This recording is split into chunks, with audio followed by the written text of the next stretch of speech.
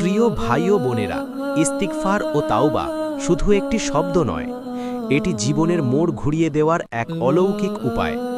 রাসূলুল্লাহ সাল্লাল্লাহু আলাইহি ওয়াসাল্লাম বলেছেন, যে ব্যক্তি আল্লাহর কাছে তাওবা করে, আল্লাহ তার দোয়া কবুল করেন। আবার কোরআনে আল্লাহ ঘোষণা করেছেন, হে আমার বান্দাগণ, যারা নিজেদের উপর জুলুম করেছ, তোমরা আল্লাহর রহমত থেকে নিরাশ হয় না। নিশ্চয়ই আল্লাহ সব গুনাহ মাফ করেন।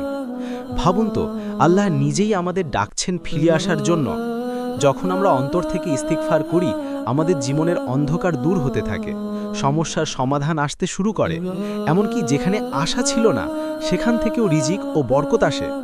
অনেক সময় আমরা তাওবা করি, কিন্তু আবার ভুল করি। হতাশ হবেন না, আল্লাহ অসীম দয়ালু। শর্ত শুধু তিনটি: খাঁটি নিয়ত, সত্যিকারের অনুশোচনা এবং ভবিষ্যতে পাপ না করার দৃঢ় প্রতিজ্ঞা। এভাবেই তাওবা কবুল হয় এবং এভাবেই জীবন বদলে যায়। ভাই ও বোনেরা, আজই ইস্তিগফারকে নিজের রুটিন বানান। 5 ওয়াক্ত নামাজের পর, কাজের ফাঁকে বা একা নীরব মুহূর্তে বলুন আস্তাগফিরুল্লাহ।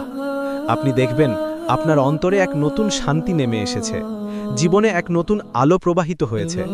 আল্লাহ আমাদের সবাইকে ক্ষমা করুন এবং সঠিক পথে পরিচালিত করুন।